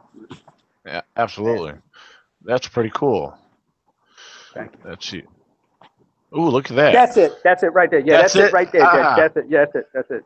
Thank you. Yeah. That there does look like it had some force. Right. Yeah. Wow. Right. And if you notice, look at the two branches at the bottom that almost like a leg. It almost gives it support. If you can see the two branches hanging out at the bottom. Okay. Yeah. Okay. Well, with this, that's the log that I was talking about, and then it's crushed. Like, remember I said, it goes to the right, and then it's crushed to the left. Right. Yeah, I see that. That's pretty cool. Yeah. And you know, Yeah, I'll think too. That wasn't to me, in my opinion, looking at this, does not look like it was a rot. There was no rot. That was definitely forced, because you can see the splinter action and the fiber is ripped and shredded and pulled and stretching. That's pretty good. I mean, yeah, that really it flips me out. I mean, some of this stuff though is like one guy told me he saw it and he said, "Man, whatever you're dealing with is massive." And I said, "Well, I mean, I'd love to see it from a distance, like a football field, you know, not up right." Because anything that can do that, you don't want to mess with. Oh no. Okay, here we go. Here's a pine tree that's crushed, bent over, and that's pretty cool. Yeah, that was crazy, man. And then if you look at the bottom, you'll see the deer skull. Yeah, right down here. Yeah, it's that was one. I think that was 20. I think that's 2016. That was in the winter. Actually, this was hilarious though. I saw that from a hill, and I was so anxious. I ended up falling down the hill, fell off the hill, rolled down, and fortunately I got back up in one piece. But I went over, and I saw the brakes. The brakes they're beautiful and they're fresh. If I'm correct, they're fresh. But if you look at it, you see the skull, and there were several bones. It's deer bones. And I found out when I was in this area, that's the shaky nose area. But when I was in this area, that mess was just crazy. That was like it was deer. And in this area, I found deer bones. That's where I found my very first deer bone. I know that's nothing big for professionals like you or hunters, but for me it was, because I'd never seen a deer bone. I actually saved that. I found a deer skull. That was my first time finding a deer skull. I found a deer, and everything I'm telling you, I have evidence. I make sure I take pictures of everything. I have the fur. I found a deer fur that was totally gutted. There was nothing in it. So when you saw it, it laid down like a fur coat. Yeah, that's interesting. Now, just curious. Now, are these areas? Do you know if there's hunting allowed in these particular areas by any chance? No hunting allowed. Oh, no hunting allowed. No hunting allowed. No. Wow. That's one reason why I love that area so much. There's no hunting allowed. But it's crazy. That's a real crazy area. I mean, that's tick infested though, man. We got hit bad. Right. But you know, to come across these the deer remains, the way you're coming across them, and knowing that there's no hunting allowed in these areas, that kind of makes it a little bit more intriguing and more interesting. Like, what is killing these? Yeah, you know. Bro, I'm telling you, really, that area, it just really it flips me out. Actually, when I first found that area, I wanted to kind of open it up to a bunch of people, but when I really saw what was in there, I said, well, it's probably better to keep it low key. You know, only taking a few, because I think only like 2 guys have been there so far. Right. And maybe it's shaky, but yeah, it's crazy, man. Hey, Dave. Yeah, I'm here, Paul. Can you see me? Yes, sir. I got my own deer skulls. I know you do. I know you do. Predator skull. It does. It looks like Predator. You're so lucky, man.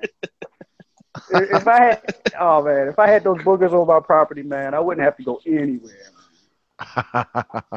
And everybody would. Oh man, that's just crazy. Oh yeah, that was weird, man. That was weird. That looks like a mailbox. Yeah. Bigfoot mailbox. That's Harry's mailbox. That's pretty good. Yeah, man. And that's on the side of a steep hill, man. That was no joke, because I went down there to get that. I wanted that shot so bad, but there's no, it's water. If you look behind there, that's not sky, that's water. Oh, so, okay. Yeah, that's not sky. So what I had to do, I had to hold on, take pictures. So I had to hold it with one hand and take pictures. As a matter of fact, I did a video where I walked back up the hill, and I was trying to hold the cell phone, and I had one the branches, and the funny thing about it, a guy, a buddy of mine, saw something in the video. I didn't, but Mark said he saw something. But if you roll down that hill, that's your butt, because there's no beach before that gotcha. water. You're straight hitting rock and then water. So Is that happy birthday? is that a river or a lake or a pond or? You broke up then? Oh, I'm sorry. No, I was asking, is that a lake or a river or? Yeah, that's actually a watershed. I've been lucky enough to find. I've been able to find a little bit more evidence at the watershed, and to tell you the truth, I didn't think watersheds had anything. I mean, except good fishing. But when I started to really study, and try to research, I was learning that sometimes the watersheds can be the best places because that's food. Yes, absolutely. Mm-hmm. Oh yeah. Yeah. On the live chat, Baltimore Galvan Jr. Is asking a question.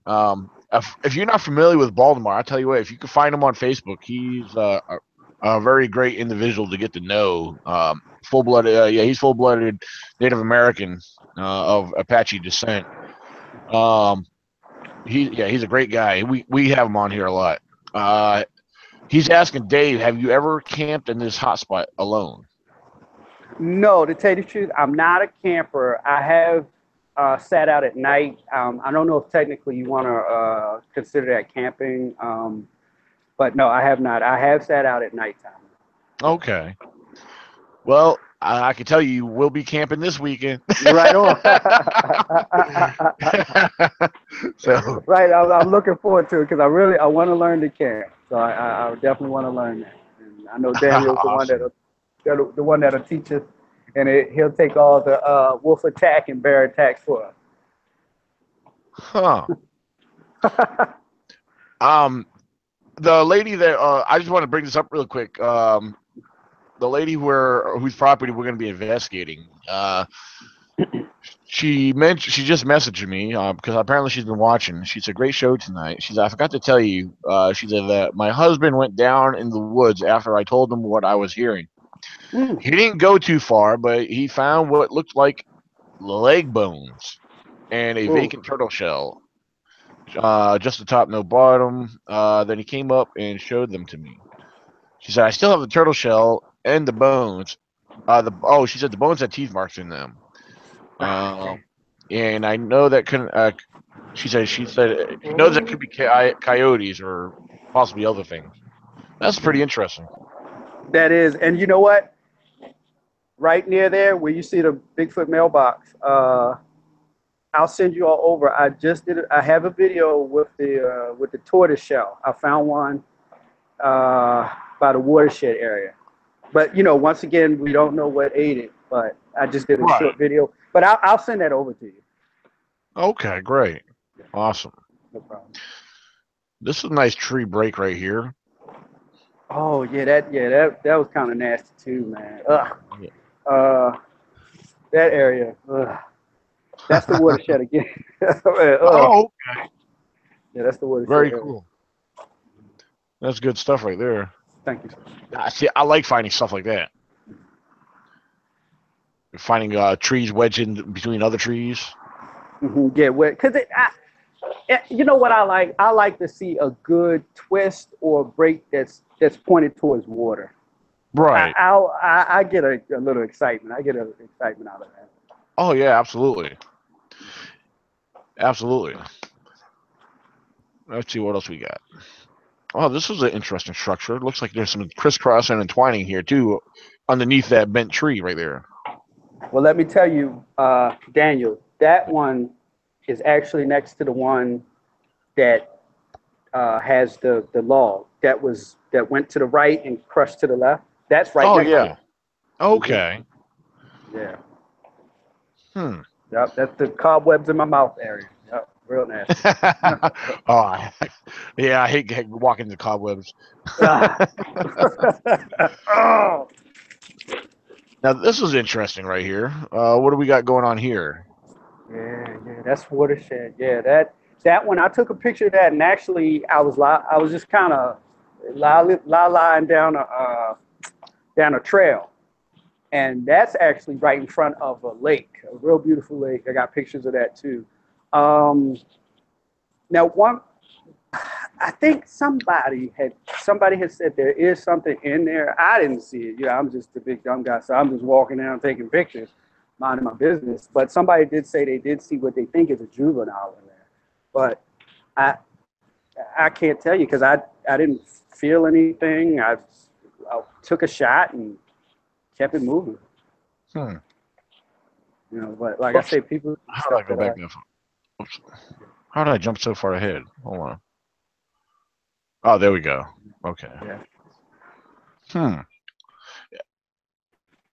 That break that you just showed, that's right near there. That's the pathway. That's the pathway I took.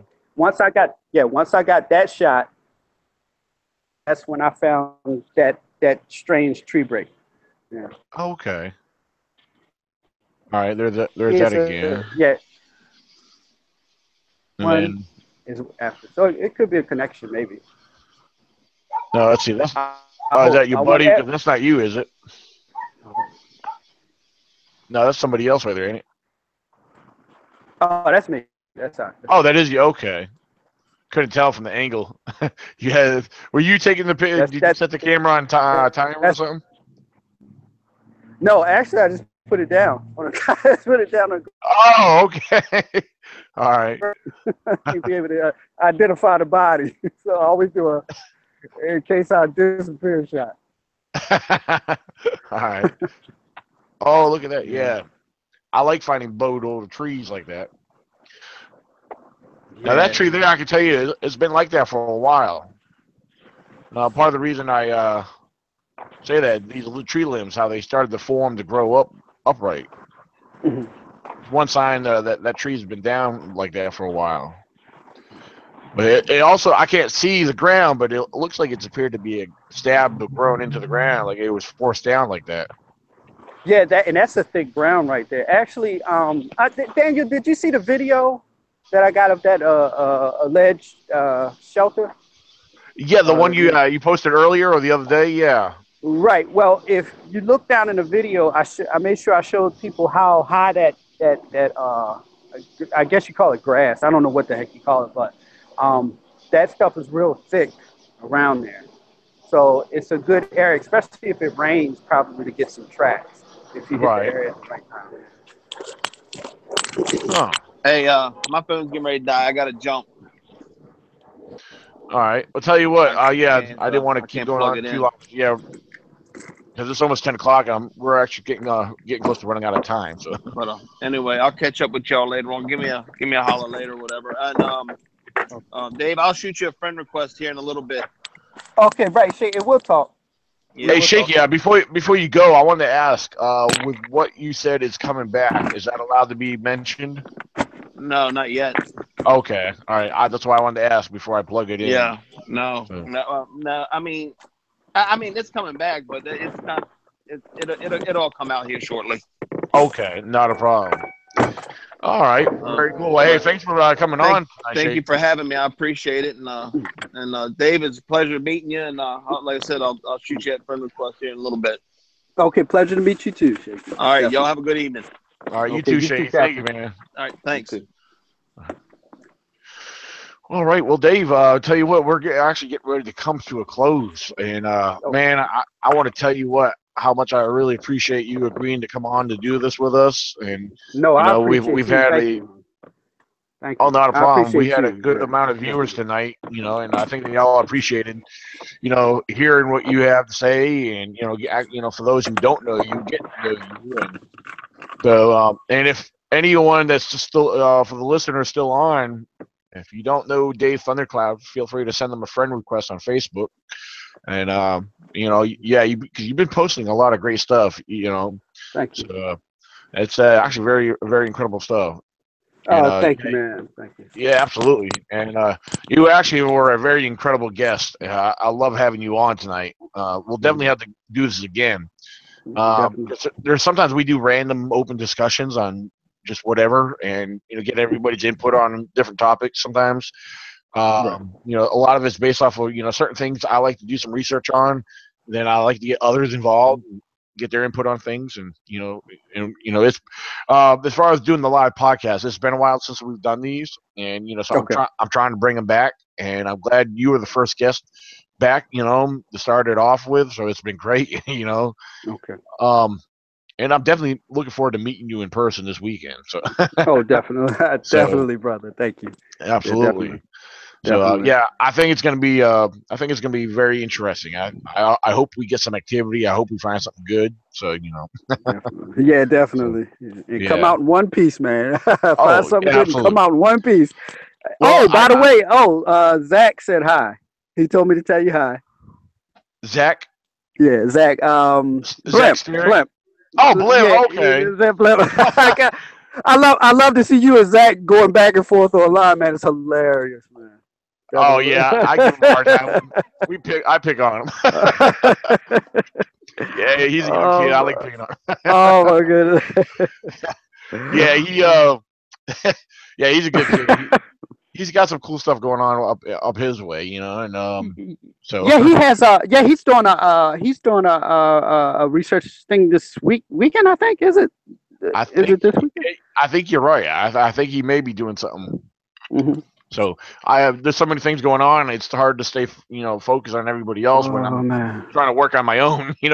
I know, man. So, oh my gosh, man, you're so busy, man. I mean, I can only, man. I'm half as busy as you, man. And I mean, it's just, it's exhausting me. And I even know I was watching you one day, man. You were tired. You said, man, look, I'm working, and I'm still doing this Bigfoot thing and researching, man. And I mean, Well, sometimes every now and then you got to pick one of them and take a break from it, and then just kind right, of lay back and chill for a while, But definitely, man.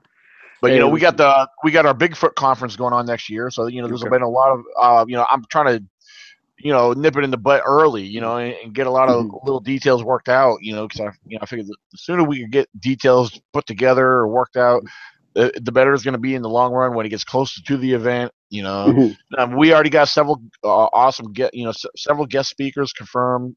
We're announcing one per month. We've already got a few announced, and let's see. I mean, there's other details being worked on right now. We're working on our sponsorship program. That's starting to look up now, and there's other details I'll be able to share at a later date. Because I'm constantly updating as soon as I learn information and other things get confirmed. I can only announce so much at a time.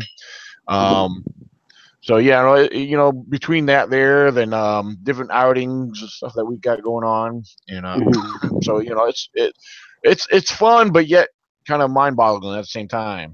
Working being a single parent, so it's kind of a struggle on and off, but it's an adventure all in itself. So Right, exactly. It is. so It's definitely, and we are on one wild, weird adventure. I'm here to tell you. yes, absolutely, we so are. So. Man, this is just blowing my mind. Crazy. Yeah, see, tomorrow's Thursday. Either tomorrow or Friday, I will give you an address for you Okay. to so you could probably put in your phone or whatever and to come down and find us, to meet up with us. Yeah, like I said, off air, I'll work with you, let you know what's going on. Like I said, where to meet and all that, like with the address and everything. So, like I said, we'll go from there, and so yeah, it should be pretty interesting. So Yeah, definitely. I'm anxious to get down there and who knows, maybe find a Bigfoot. Right, that would be great. I got trail cameras out in the woods over in my main research area. They've been out there for Okay. probably close to 2 months. I might try to ride out there Friday to pick them up. So Oh, okay. Oh, yeah, okay. Okay. yeah, because I got. Go ahead. Oh no, I was just gonna say one of them is actually on, in it's it's kind of over on the side of a creek. There's an overhang, you know, some Ooh, okay. yeah. So I got it underneath the bank of a creek, overlooking a point of view, a field point of view, and then the other one's just a little ways inside the woods past the creek. So it's in a very active area where I've found a lot of signs and tracks. So I'm hoping maybe between that time something's passed through there. So you know, maybe I'll get fortunate. You know, you never know. Right, So definitely. Hey, and where you put it, I've heard people say those hangovers and those coves, man. That's a yeah, good spot That's a good spot that you put that camera. You may get some action. You may get some absolutely. action. Because you know the one I got, it's a small camera. It's made by Dark Ops, Okay. and it's actually well, it's Browning, and it's a Dark Ops series. It's just, they're very small and they blend in with a lot of tree bark. But like I said, it's actually tucked underneath that over the bank of the creek.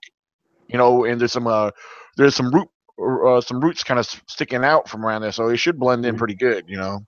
Mm, that's good. Yeah, Yeah. and you know what? Like, I tell people, don't always worry about just, uh, getting that great shot of Bigfoot. I said, enjoy the nature, enjoy the environment, because I'd love to get. Well, a lot of people are saying I got a bear on a photo I took. I don't know what the heck it is, but um, enjoy it. Like I tell people, one guy said, "Well, are you looking?" I was looking at his trail cam pictures, and I said, "That's great. Can you? I'd love to go out there with you." And he said, "Wow, you want to look for Bigfoot?" I said, "No, I want to look for bear." It was Yeah. great. Yeah, yeah, bear. I said, "Enjoy." Absolutely. Yeah, I mean that's great. If you can get, it's beautiful. If you can get a shot of a bear, hey, that's still great. You know. Oh yeah. Uh, Oh, I got a few of yeah. them on my trail cameras. Yeah. A lot of. That's great. I'd love to. Well, I got. I'd love to get a bear. Yeah, over I'm there listening. behind my main camp, I got where I used to put my trail cameras up behind my camp where I usually hunt during the hunting season. I know there's this nice buck that's been working that area. He's been avoiding me and all the others have been coming in. But I got him on camera. I know what he looks like now, you know. Right. So, and I got a general idea of his pattern now. I've been picking up on his pattern, in his territory. So I'm going to see if I could outsmart him this year. Now I have a little bit more insight on what he does and where he's going. So, so, Right. True. so Yep. Oh, that is great, man. That's great, man. That is great. And it's like, oh man, that is just fantastic. Yeah, and you got, get those shots of nature, man. I mean, absolutely. Yeah, I love coming across a nice stream that's flowing. It has a good setting.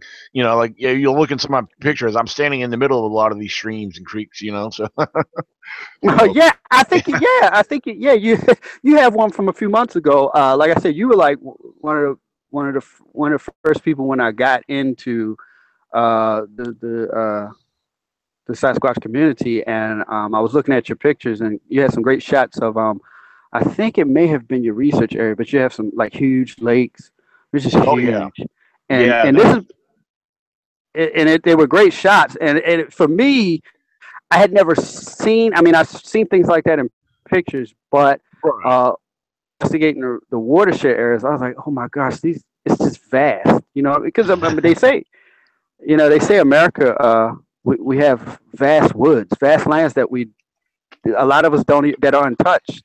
right. Absolutely, you're right. Yeah, I mean, Which is because great, but yeah, a lot of people know about these woods, but not everybody Mhm. gets to hike and explore through them. You know, so Mhm. Yeah.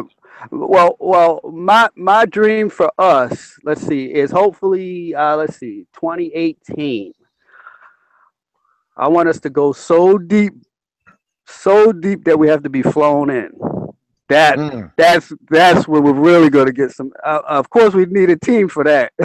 We need a big team because that well, could be suicide. well, I'll tell you what. I know some areas in my research area that are very deep and vast, where there's no camping involved.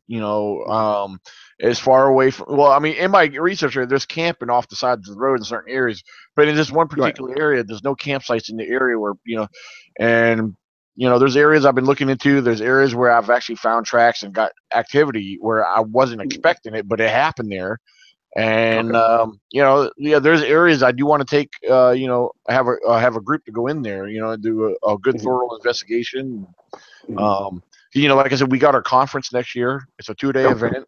And Okay. following that event, we have a whole week-long camping expedition following that. So, and the camping is 100% totally free, Okay. So, hopefully everybody comes out, enjoys the camping because it's a beautiful area. So, maybe we'll, experience something, find something. This past camping expedition, we had some activity. We found a few cool things, but it wasn't as much of a blast as they, our expeditions were in the last couple of years. But that's the way it goes. Sometimes it's a hit and miss, But so, Yeah, and that, yeah, and that's this. Like I tell people, it's a lot of these teams out here. It's nothing wrong with it because you know what? It's even though you may be doing research or exploration of an area, you might not find everything you want.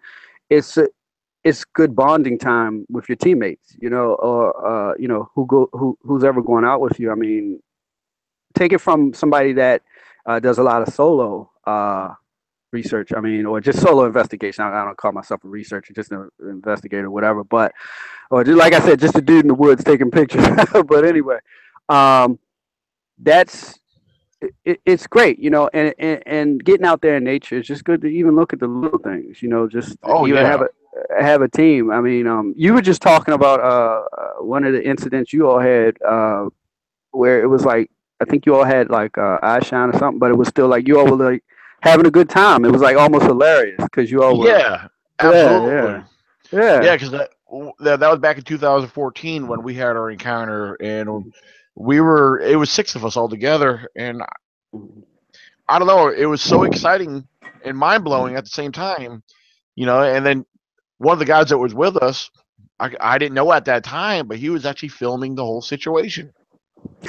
And and what got me is like I couldn't wait. When I heard he did that, I said, I got to see the video. Please say it picked up what we were seeing, because apparently it didn't. Some people say they swear up and down they see something. I did not see nothing, But you could see our excitement. You could see that we were trying to get the maybe get some kind of response. We were trying to trigger a response, but in the whole time you were seeing us being excited. We did get a little silly about it, which is maybe not what most people would expect out of something like that. But the thing is, the whole thing, it wasn't scary at all. I guess because there was 6 of us together, we were in a group, But I've had solo encounters where, I was a little nervous. I ain't gonna lie. I was by myself, So, and it was at nighttime, so because you don't know what to expect, So yeah, I mean, and and I agree with you. And you know what I tell sometimes when we did an investigation in West Virginia, we were in an area that was, I mean, it just had the activity was crazy, but the guy that was with my ex-partner, because it really shook him up real bad, he's no longer going out with me, but he got us out of there. You know what I mean? And I wanted to stay, but I didn't fuss with him. I said, okay. And ever since then, I just tell people, sometimes fear can be not a a crazy rational fear, but fear can sometimes actually save you. Sometimes it's sometimes you have absolutely. to know, sometimes you have to know when to stop, and you have to know when to use your common. Take it from me. Yeah, absolutely. Well, I tell you what, Dave. As much as I hate to, we're gonna have to call it a night. All right. So, I want to thank you again for jumping on. This has been great. It's been amazing. Okay. Thank you for having me too. I'm sure we could both go on and keep talking. Right. But thank you again, and we will do this again sometime soon. So. Okay, definitely, I appreciate it. Oh, absolutely. Thank you again, and we'll talk soon. Okay, we will. Okay, you take care now. You too. Bye-bye. Bye-bye.